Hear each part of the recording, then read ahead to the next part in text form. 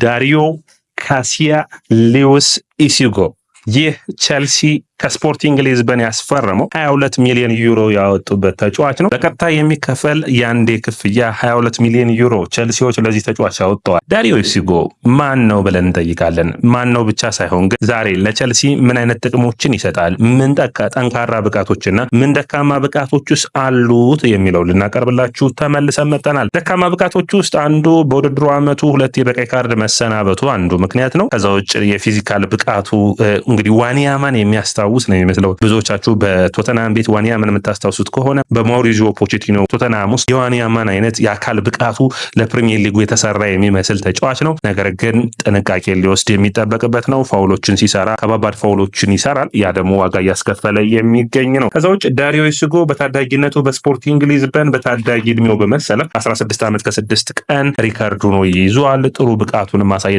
ችሏል። ነገር ግን በላስ ፓልማስ ነው ለመጀመሪያ ጊዜ በአንድ የውድድር ዓመት በአንድ ቡድን ውስጥ ቋሚ ሆኖ ቦታውን አስከብሮ መጫወት የቻለው። ስለዚህ ቸልሲ ይህንን ተጫዋች እንግዲህ የካይሴዶ ተተኪ አድርጎ በአንዳንድ ጨዋታዎች ላይ ካይሴዶ እንዲያሳርፍ በቀጣይ ውድድር ዓመት የሚፈልገው ነው። ስለዚህ የምናወራ ይሆናል። ዳሪዮ ኢሱጎን ስታስቡ ምን ታስባላችሁ? መረጃዎቹን ተመርኩዛችሁ ደግሞ እስኪ ይህንን ተጫዋች በሚመለከት የቸልሲን የአማካኝ ክፍልስ እንዴት ታዩታላችሁ? ኮሜንት መስጫ ቦክስ ላይ አስቀምጡልኝ። ይህ ያያ ስፖርት ነው። ላይክ፣ ሼር፣ ኮሜንት፣ ሰብስክራይብ ማድረጋችሁን አትርሱ። እንግዲህ ወደ 30 ሺህ የምናደርገውን ጉዞ ድጋፍ እንድታደርጉልን ላይክ፣ ሼር፣ ኮሜንት፣ ሰብስክራይብ እንድታደርጉልን እንፈልጋለን።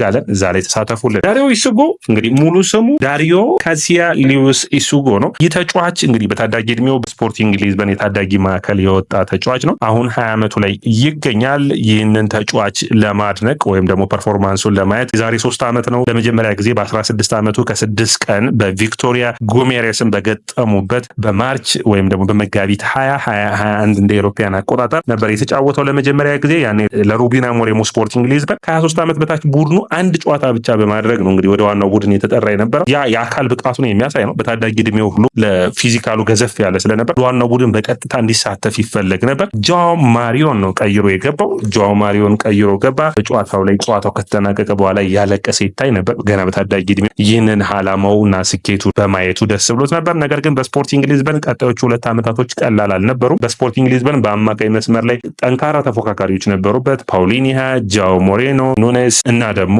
ኡጋርቲን ጨምሮ ሞሪታ እንዲሁም ሁይላንድ አሁን ያሉትን የመሰለፍ እድልን አላገኝም ነበር። በሩበን አሞሪም ስፖርቲንግ ሊዝበን ውስጥ እንግዲህ 10 ጨዋታዎችን ብቻ ነበር ማድረግ የቻለው። 2 ዋንጫዎችን ማሸነፍ ችሏል። ጥሩ የሚባል ነው እንግዲህ በአሸናፊነት። ነገር ግን አምና በውድድር ዓመቱ አጋማሽ ላይ በውሰት ወደ ሌላኛው የፖርቹጋል ክለብ ሄደ። ያ ቡድን ደግሞ ሚኒዮስ ቼቬዝ ይባላል። ሚኒዮስ ቼቬዝ በውድድር ዓመቱ ግን በፕሪሚየር ሊጋው መቆየት አልቻለም። ወደ ታችኛው ዲቪዚዮን መውረድ ችሏል። ስለዚህ በውድድር ዓመቱ ከስፖርቲንግ ሊዝበን ጋር የአሸናፊነቱን ሜዳሊያ ሲያገኝ ከዛ ውጭ ደግሞ ከሚኒዮስ ቼቬዝ ጋር ደግሞ ወደ ታችኛው ሊግ መውረዱ የሚታወስ ነው።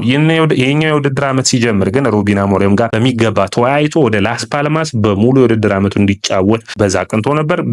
ወደ ላስ ፓልማስ ባቀናበት ወቅት ስላጨዋወቱ በሚገባ ተናግሯል። በጣም ጥሩ የሚባል ራሱን የገለጸበት መንገድ በኔ እይታ ራሱ ጥሩ የሚባል ነው። አንደኛ የሰጠው ምንድነው ወደ ላስ ፓልማስ በመሄድ ምን አይነት ብቃቶችን ታሳያለህ ተብሎ ተጠይቆ ነበር። አውቃለሁ አለ። በአካላዊ ብቃቱ በኩል ለቡድኑ እገዛን አደርጋለሁ። ከዛ ውጭ ከኳስ ንክኪን በመፍጠርና የተሻለ ጫናዎችን በመፍጠር ኳሶችን በማስጣል ጥሩ ማድረግ እችላለሁ። ኳስ መቀማት ላይ በጣም የሚያስደስተኝ ነገር ነው። ያንን በሚገባ አደርጋለሁ። ኳሱን ወደፊት መውሰድ ላይም ጥሩ የሚባል ተጫዋች ነኝ። በዚህ በኩል ለቡድኑ ለላስ ፓልማስ ማገዝ እችላለሁ። መከላከሉን በሚገባ በማገዝ ቡድኑ ወደፊት በሚያጠቃበት ወቅት ደግሞ የተሻለ አስተዋጽኦን ለማድረግ ጥረትን አደርጋለሁ በማለት አስተያየቱን ሰጥቷል። ይህ እንግዲህ ሌላ ማብራሪያ የሚያስፈልገው የልጁ ጥሩ ክህሎቱ ኳስን ማስጣል ነው። ኳስ በማስጣል በኩል ኳሱን ወደፊት በመውሰድ በኩል በአካላዊ ብቃቱ በኩል ለቡድኑ የተለየ ብቃትን መስጠት የሚችል ነው። ላስ ፓልማስ ደግሞ እንግዲህ በላሊጋው ወራጅ ቀጠና ላይ እንዳለ የምታውቁት ነው። እንግዲህ አልተሳካለትም። በሁለት የውድድር ዓመታት ከሁለት ቡድኖች ጋር የመውረድ ስጋት ውስጥ ነው ያለው። በአንዱ ቡድን ወርዷል። በዚህኛው ቡድን ሲወርዳል ወይ እስከ ውድድር ዓመቱ መጨረሻ ድረስ የምንጠብቀው ነው የሚሆነው። እንግዲህ በላስ ፓልማስ በኩል ግን 900 ደቂቃዎችን በላስ ፓልማስ በዘንድሮ ውድድር ዓመቶችን ተጫውቷል። ከዛ ውጭ ጥሩ የሚባሉ ብቃቶቹን አሳይቷል። 1.9 ኳስ ማቋረጥ ችሏል። በጨዋታው ውስጥ 2 ኳሶችን አቋርጦ የመቀማት ኢንተርሴፕት የማድረግ አቅም አለው። ከቡድኑ ጋር ቀጥተኛ ጨዋታን የሚጠቀመው ወይም ዳይሬክት ፕሌይ የምንለው የላስ ፓልማስ የዘንድሮ ጨዋታ በዛ በኩል ጥሩ ሚናዎች አሉት። በአካል ብቃቱን አጠቃቀሙ ላይ ጥሩ የሚባል ነው። አንድ ለአንድ ግንኙነት ማሸነፍ ላይ ጥሩ የሚባል ነው። ከኳስ ጋር ጥሩ እንቅስቃሴዎችን ያደርጋል። ነገር ግን እግር ኳስ ነውና ማንም ተጫዋች ደግሞ ድክመት አለበት። ድክመቶች ውስጥ ምንድን ናቸው የዳሪዮ ኢሱጎ ብለን ስናይ አንደኛ በጣም እንደ ችግር የሚታየው ፋውል እና ከኳስ ጋር የመዘግየት ባህሪዎች ይታዩበታል።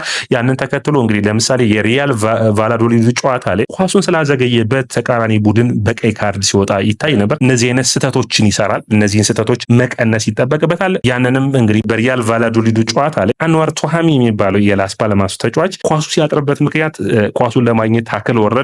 ነገር ግን ቀይ ካርድ እንደ ምክንያት ሆኖታል። ለቡድን አጋሮቹ ብቻ ሳይሆን እሱም ቀይ ካርድ በማየት እንግዲህ ባለፉት 4 ጨዋታዎች ብታዩት እንኳን 2 ቀይ ካርዶችን ማየት የቻለ ተጫዋች ነው። እንግዲህ በጥር ወቅት በኦሳሱናው ጨዋታ ያደረገበት ጥሩ ፐርፎርማንስን አሳይቶ ነበር። ነገር ግን በጨዋታው ላይ 2 ፋውሎችን ሰርቶ በ2 ቢጫ በቀይ ካርድ ተሰናብቷል። ከዛ ውጭ ደግሞ ለዳኛው ላይ በማጨብጨብ ስሜቱን ተናግሮ ነበር። በዛ የተነሳ ደግሞ 2 ጨዋታን ጭማሪ ተቀጥቶ ነበር። በሪያል ቤትሱ ጨዋታም በ61ኛው ደቂቃ ኢስኮ ላይ 2ኛ ቢጫ ካርድ በማየት በቀይ ካርድ ተሰናብቷል። እንግዲህ እንግሊዝ ፕሪሚየር ሊግ የተሻለ የአካል ብቃት ፉክክርን ፋውሎችን ይፈቅዳል። የስፔን ግን እንደዚህ አይነት ሁኔታዎችን አይፈቅድም። ቴክኒካል ላይ በጣም ሪች የሆኑ ተጫዋቾች ያሉበት ነው። ስለዚህ የተሻለ ኳሶችን ለማዳን ኳሶችን ለማስቀረት የሚደረግ ፍትጊያዎች ውስጥ በነፃነት ኳሱ እንዲሄድ ይፈልጋሉ። ስለዚህ ፋውሎችን መቀነስ ያለበት ይመስለኛል። እንግዲህ ነገር ግን ፋውሎችን እስኪ እናወዳድራቸው ብለን በምናይበት ጊዜ ያን ያክል አስቸጋሪ እንዳልሆኑ ደግሞ ቁጥሮች ያሳዩናል። ለምሳሌ ዳሪዮ ኢሱጎ በስፔን በላሊጋው ማለት ነው 1.8 ፋውል በ90 ደቂቃዎች ውስጥ ይሰራል። ነገር ግን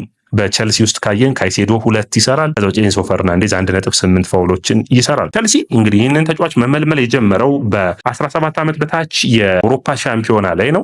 እስከ ግማሽ ፍጻሜ ደርሰው ነበር። በፈረንሳይ በፔናልቲ እስከሚወድቁ ድረስ በ2022 የተካሄደ ነበር። ከ40 ያርድ ርቀት ነው እንግዲህ መቶ ጎሉን ማስቆጠር ችሎ ነበር በዛ ጨዋታ ላይ። እንግዲህ በዛ ቡድን ውስጥ የሚታወሰው እንግዲህ ሁለቱ የቸልሲ ተጫዋቾች ማለት ይቻላል ሬናቶ ቬጋ እና ሌላኛው ተጫዋች የሆነው ዳሪዮ ኢሱጎ ሁለቱም በዛ ቡድን አባል ነበሩ። ጥሩ ፐርፎርማንሳቸውን ማየቱን ተከትሎ ቸልሲ ይህንን ተጫዋች ማስፈረም ችሏል። ቸልሲ ይህንን ተጫዋች ያስፈረሙት እንግዲህ ለካይሴዶ ሽፋንን እንዲሰጥ ነው። የመጀመሪያው ተቀዳሚው ሀሳቡ ካይሴዶ ብዙ ጨዋታዎችን እያደረገ ይገኛል። ስለዚህ በውድድር ዓመቱ አትሊስት ካይሴዶን በወሳኝ ከሆኑ ከ30 እስከ 40 ጨዋታዎች ማጫወት፣ 20 ጨዋታዎችን ደግሞ አትሊስት ይህኛው ከበር እንዲያደርግለት ማድረግ፣ ለምሳሌ በካፕ ውድድሮች፣ በካራባው ካፕ፣ በኤፍኤ ካፕ ውድድሮች ላይ ይህንን ተጫዋች ማሰለፍ እንዲችሉ፣ ቻምፒዮንስ ሊግ የማይገቡት ከሆነ ደግሞ በኤሮፓ ሊጉ እንዲሳተፉ የሚያደርጉት፣ በቻምፒዮንስ ሊግም አንዳንድ ጨዋታዎች ላይ እየተቀየረ የገባ ማሳረፍ እንዲችል ነው። ሌላኛው ቸልሲ ማቲያስ አሞጉንም ማስፈረማቸው የሚታወስ ነው። ግን አሞጉ ወደ ስትራስቡርግ የሚያቀና እንደሚሆን ይታወቃል። ስለዚህ ለቸልሲ የተለየ ሚና እንደማይሰጥ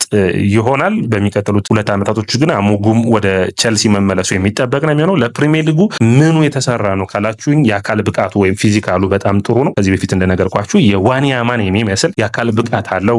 ሹት የማድረግ አቅሙ ጥሩ ነው። ቴክኒካሊ ጥሩ የሚባል ነው። ነገር ግን አሁንም ቢሆን እግር ኳስ ስህተቶች አይጠፉትንም እና ፓስ ሲያደርግ ስህተቶቹን መቀነስ አንድ፣ ሁለተኛ ደግሞ ትልቁ ችግሩ ነው የሚታየው ፋውሎችን የሚሰራበት መንገድ ነው። ያን መቀነስ የሚጠበቅበት ነው የሚሆነው። እንግዲህ ስለዚህ ተጫዋች ስናወራ ስለ ቸልሲ የአማካኝ መስመር ላይ በሚቀጥለው የውድድር ዓመት ምን አይነት ነገሮችን እንጠብቃለን የሚል ነው። የቸልሲ የአማካኝ ክፍል በሚቀጥለው የውድድር ዓመት እንግዲህ ካይሴዶ፣ ላቪያ እና ኢሱጎ የአማካኝ መስመሩ ላይ በተለይ በ6 ቁጥር ሚና ሲሰለፉ የምናያቸው ይሆናል። ስለዚህ ላቪያ በሌለባቸው ጨዋታዎች ውስጥ እንግዲህ ካይሴዶ ቀይ መስመር ተከላካይነትም እየሆነ ኢንቨርትድ ዊንገር ሆኖ እንዲጫወት የሚያደርግ ነው የሚሆነው። ነገር ግን ጄምስንም ልናየው እንችላለን። ምክንያቱም ጄምስም ተመራጩ የኤንዞ ማሬስካ የአማካኝ መስመር ተጫዋች እንደሆነ የምናውቀው ነው። ስለዚህ በአማካኝነት ሚናው ላይ ቸልሲ ተመራጮቹ ተጫዋቾች ሊሆኑ ይችላሉ። ላቪያን በ8 ቁጥር መሰለፍ ሊችል ይችላል ወይም ጄምስ። ነገር ግን አንድሬ ሳንቶስ ከስትራስቡርግ የሚመጣ ይሆናል። ኤንዞ ፈርናንዴዝ በዚህ መስመር ላይ የሚጫወት ይሆናል። ስለዚህ ሁለቱም ብቁ የሚሆን ይሆናል። በ10 ቁጥር ሚና ስቴፍ ዊሊያን፣ ኤንዞ ፈርናንዴዝ ወይም ፓልመርንም ልናያቸው እንችላለን። ለካይሴዶ ሽፋኑን መስጠት ጥሩ የሚባል ነው። ላቪያ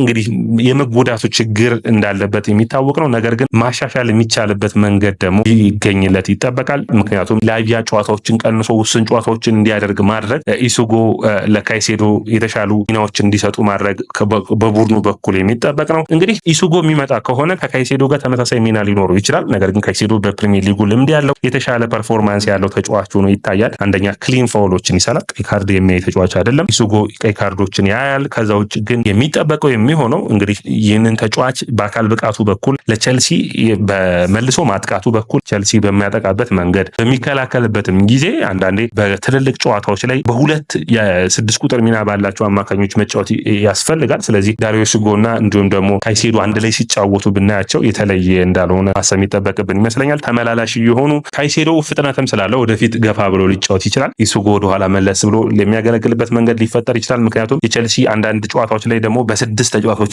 በሚጫወትበት በሚሆንበት ጊዜ 6 ተጫዋቾችን ወደ ማጥቃቱ በሚያሻግርበት ጊዜ ኢሱጎ ብቸኛው የአማካኝ መስመር ላይ ሆኖ የተከላካይ መስመሩ ሽፋን የሚሰጥ ሆኖ ልናየው እንችላለን። ስለዚህ ቸልሲ በሚቀጥሉት የውድድር ዓመታቶች ውስጥ እንግዲህ ሌላ ቡድንን እየገነባ ይገኛል። ውጤታማ ያደርገዋል ወይ የሚጠበቅ ነው የሚሆነው። እንዴት አይነት ውጤታማ ዳሪዮ ኢሱጎ ጊዜዎችን አይፈጅም ወይ? ጊዜያቶችን ፈጅቶ ለዚህ ቡድን አባል ሳይሆን እንዲያስፈልገዋል ወይ ብለን በምናይበት ጊዜ እንግዲህ በሲኒየር ተጫዋችነት በዋናው ቡድን ሆኖ ያለፉትን 3 እና 4 ዓመታት የአሞሪም ቡድን ውስጥ ነበር። 1 ዓመት ከ6 ወር በሚባል ሁኔታ ደግሞ በቋሚነት የተለያዩ ቡድኖች ተጫውቷል። ይህ ልምዱ የሚያስፈልግ ነው የሚሆነው። ሜቢ እንደ ሌሎቹ ተጫዋቾች ካያችኋቸው ብዙ ልምድ የሌላቸው ሊሆኑ ይችላሉ። ታዳጊ ተጫዋቾች የሚያመጣቸው ከታዳጊዎች ከፍ ያለ ተጫዋች ሆኖ ይታያል። ስለዚህ በዘንድሮ ውድድር ዓመት ሬናቶ ቬጋ እንደተጠቀሙበት ሁሉ በሚቀጥለው ውድድር ዓመት ደግሞ ኢሱጎን ቸልሲ ሲጠቀሙ በእነዚህ ቦታዎች ላይ ልናይ እንችላለን። ውድ አድማጮቻችን ይህ ያያ ስፖርት ነው። ላይክ፣ ሼር፣ ኮሜንት፣ ሰብስክራይብ ማድረጋችሁን አትርሱ።